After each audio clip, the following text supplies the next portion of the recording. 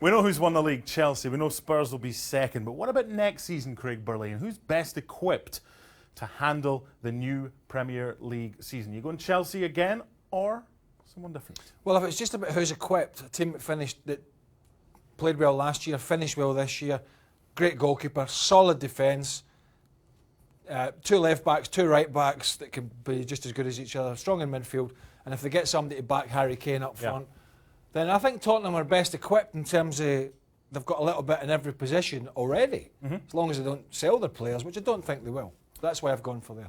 There's a reason I haven't, and I'll tell you in just a second. I'm going Chelsea because a lot depends on who they replace Diego Costa with, but I think they've got the balance and they've got the pieces in play that they can repeat. No, I'm not saying Chelsea won't win the league next year.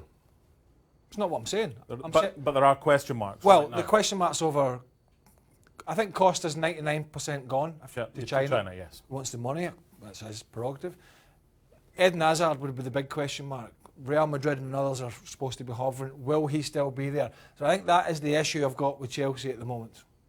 I think if they can get some new arrivals in, defensively as well, shore up a little bit better and find a goalkeeper, I think City are in. And Pep, year 2, I think he now knows what the Premier League is all about. You've got to tackle. Well, you've got to defend. You can't just dominate games and expect to get away with it, even against some of the poorer teams. I'm putting them in third at the moment. I tell you why. You mentioned a goalkeeper. You omitted to mention the right back, the left back, and potentially two centre backs and the midfielder and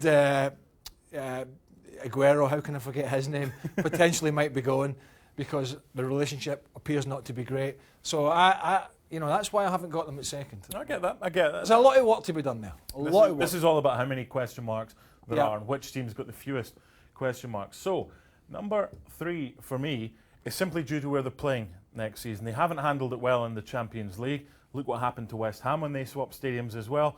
I agree with you. I think they've probably got the best squad of players and are best equipped, but that is a huge question mark. Yeah, the stadium's been a real nemesis for them, hasn't it? Now, Liverpool and Man United still got patchwork to do. You think about Milner playing left back all year and they've patched things up in the goalkeeping position as well. There are areas to fill at Liverpool. They could lose some players. They're definitely going to sign some. Arguably, Man United have got more to patch up, but have more clout to do it. Now, it's whether players want to come and play for Mourinho, who seems to be sulking more than ever and throwing his players under the bus, which he never used to do. That's another issue. They have the money to pay the transfer fees. They've already paid a record one last summer. They have the clout to pay the salaries as big as most. And they've potentially got Champions League football, depending on what happens in that Europa League final. That's why I've gone for Man United. I get all that, and this is a bit of a gamble because there are a few question marks. Yeah. Coutinho, the Spanish papers have been all over him to Barcelona. Does Mane stay fit as well? The goalkeeping situation, does he sign a centre-back? He needs a left back. He does need a left back, but I think middle to front, I think they're frightening. And if they can stop dropping points at home against teams they're expected to beat, that's a big one. Now, we've got one spot left, and we have got 3 teams to go. Well, I'm going for Liverpool in there because just because those 3 teams really have got to patch things up.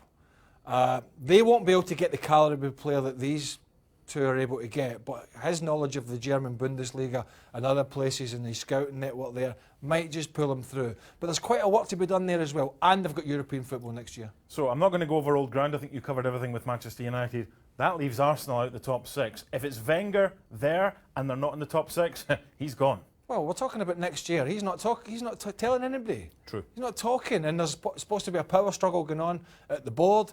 They're trying to dilute his power within the club. They're trying to bring in a restructuring of the technical director and the sporting director and the scouting setup. That's all off the pitch. All the way down. He's having none of it, Arsene Wenger. He's fighting tooth and nail to manage the way he's managed for the last 20-odd years, and Sir Alex Ferguson managed at Man United. But clubs want to see that changing, and he's not going with change. That's why I think there's a huge question mark, again, over Arsenal. We haven't even touched on the pitch yet. Ozil, does he stay or go? Sanchez, there's so many question marks. Sanchez will go. So many question Wenger marks. stays, Sanchez will go. So we don't have them in the top 6. Well, we have them as... We don't have them in the top 5. We don't have them in the top 5, but just we don't have them in a kind of capacity of we know what they're going to do, we know what they're going to buy, we know we need a centre-back or they need this or need an out-and-out striker. We don't even know what the manager's bloody doing. He won't tell anybody. So there's a real cloud at Arsenal. At least we know these managers will be in place and they will try and go and bring in some stability and take them forward. We haven't got a clue what's going to happen at that club in the summer. Wonder what it must be like being a staff member at Arsenal and working with someone really stubborn.